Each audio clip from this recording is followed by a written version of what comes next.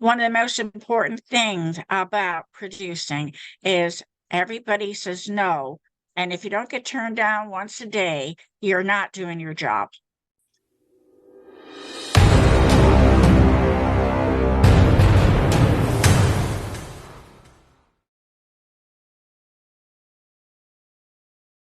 How is it that you strike the balance between keeping some of these tight budgets, if you know, and some of them I guess aren't, because when you're talking 5 million, that's not a small sum of money, but balancing having some celebrity leverage, a star attached, and keeping those budgets tight. What are some of the tips you have for kind of managing that? Well, you probably have noticed back in the day, there were only like one or two producers. You'd have an exec producer who would be the money person, and you would have the regular producer and maybe a line producer. Today we have eight, sometimes as many as 18 producers. You've noticed that, I'm sure. Oh yeah. And people go, why? Well, they each bring a piece Hmm. to it. One person has a star name, another person has a part one investor, another person, part two investor, another producer wants a distributor to come in. And so my advice is to find people that you can work with and, work as a family if you're going to do a bigger movie. Now, I still prefer to have a smaller movie. I know people say, oh, it's just as hard to make a small movie. In fact, it might be harder because you don't have enough money. But I like the camaraderie of working as a team. I like actors to input something. Since cuckoo days, I no longer just do a movie. I have table reading after table reading. I have rehearsals before we even start. Um, and I prefer to be around $1 million budget. And for me, it's been a little bit easier, a little bit, not hitting home runs, but I also choose material that has been noted as risk material, writing about the Pennsylvania grand jury going against the clergy was not exactly at the top of Hollywood's list. They don't like religion, but they don't want to get involved in telling the story about it either. Look what happened with Angel Studios, right? The Sound of Freedom. I Hmm. mean, Disney had it for how many years? It wouldn't move on it, and it's a hit film. Yeah. So what I suggest is people get a team together. You've already mentioned the co-op. They're pretty good at that if you can find people who are not, well, beginners are okay too because they have to start somewhere. People who are not lazy and afraid to work, aren't afraid of hearing no thank you, slamming the phone down on you.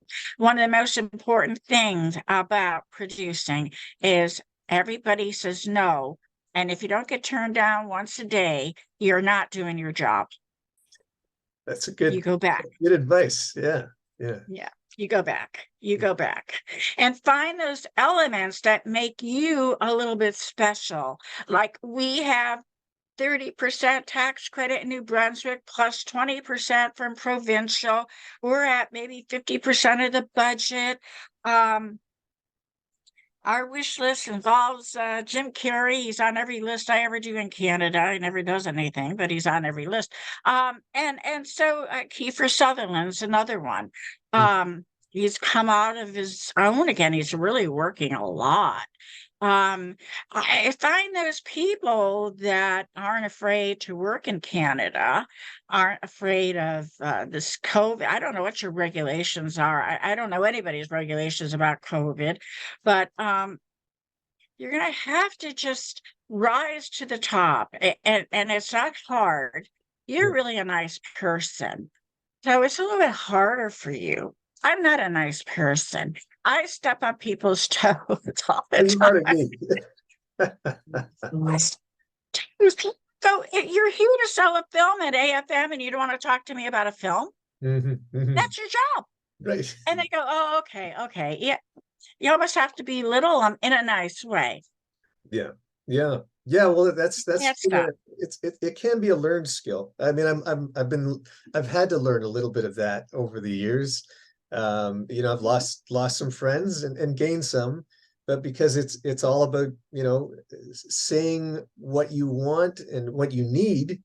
And Mhm. and people sometimes get kind of uncomfortable with that, especially if they're in positions of authority or feel they have some weight. But you have to push if you want to get something done. And that was not easy for me because I grew up in a home where, you know, they were telling you, you know, be nice and be respectful, and yes, you know, there's a part of that, but yeah, in this business, you also have to know how to grab things by the balls a little bit, so to speak. So I'm Yes, you learning. do. Yeah, You do. yeah, And you have, if they don't remember you, then you've lost them. yeah, Even if they say, oh my gosh, that pretty broad over there is coming down the hallway, let's duck inside the room. At least they know who you are, right. and at least they recognize you. Without recognition for what we do, for our skills, especially, you know, it's my job to be in people's faces. When I bring projects, whether they're shot already, I have a little film called Bailout. It's real cute. Um, it's actually a series. We made it into a film because the guy couldn't sell it. He won like 600 awards Mhm. and was getting nowhere. We made it into a film. We re-edited it into a film. And now we have a deal being offered us. Okay. Lorenzo Lamas is in it, another Canadian, Nick Mancuso, he's in it. Right. Um, and it's a cute little show. 600 awards. I'm not kidding you. He's won awards all around the world and couldn't get a distribution. Nobody in Hollywood would even look at it Uh, until I took it on. And then again, I had to get in their faces. We don't do this kind of thing. Just look at it. yeah. And they go, oh, this is kind of funny. I go, yeah, Mm. yeah. We'll make it easy on you. Make an offer. We'll negotiate. And you have to be like that. I'm sorry to say it, you know, but you do. Yeah. Well, Hmm. and it's interesting that you mentioned that because one of the things that I do find challenging is that I'm not somebody, you know, I try and be nice as much as I can, but I'm not someone that likes to compromise on what I Yeah. believe and what I think. No, you shouldn't. And Hmm. so when it comes to that, and dealing with the kind of homogeny of the industry a lot of times, and Matthew McConaughey was speaking to that actually not too long ago in an interview where he was saying, you know, he knows that you know, he's in a maybe a privileged position, but he knows people in the business that he works with who kind of keep their mouth shut because they think, well, if I say some of the things Matthew says, even I could get in trouble. And you know, so people are very cautious. And then there are filmmakers who aren't, or people who want to kind of just convey their message honestly and truthfully, whether it's because it's what they wrote in the script or it's because it, you know, the sound of freedom is one you mentioned, it ruffled some feathers for whatever reason. And Hmm. but people believed in it and pushed it forward, and it kind of opened up outside the system a little bit through Angel Yeah. Studios. But Yeah. because and Hollywood's seeing the, I guess, the shock effects of that because they're kind of pushing, I think in a lot of cases, their message, and rehashing a lot of old material to stay safe economically in that regard as Hmm. well. But it's affecting the audience numbers, and now you've got a lot of independent people who, I don't know. My thinking is that they have an opportunity, but what I don't see is I don't know where that opportunity is cropping up, you know, in terms of, you know, I wouldn't call it competition for Hollywood. I think it will reign for a while, but you hear about pockets opening up in different parts of the US at least. And yeah, I'm curious what Hmm. you think about what's happening there. Do you think there are other industries that Oh, are yeah. competing Yeah. now?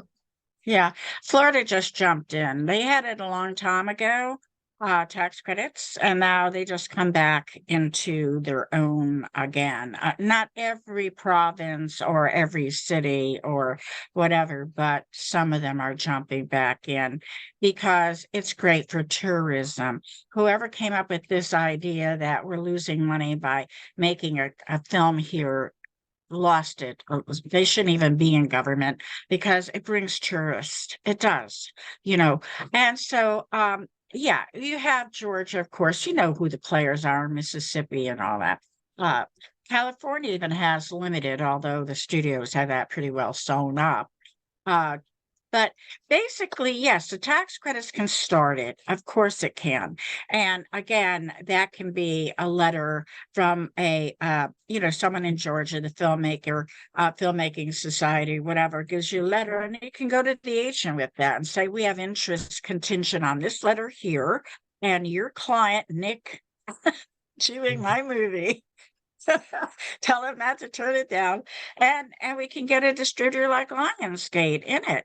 Right. And they'll listen. Mhm. They will, if they've got a brain in their head, listen. And so some of those agents I can help you a little bit with. Some are more amenable than others. And trust me, not all of them are nice. I always say, I had one disagreement with a CIA agent, and I'm going to tell you what I said to him. I said, you're asking me if you know me. No, you do not. But should you know me? Yes, you should. Because I've made 17 films, and on every film, I sign the check. You take your percentage from the money I sign the check on. So you essentially work for me. He went click, and I thought, okay, we're never going to do business. So I go to another agent. Sorry, I'm right. I raised the money. The agent gets paid off the commission of his actor or actress. I'm still the money provider, not him.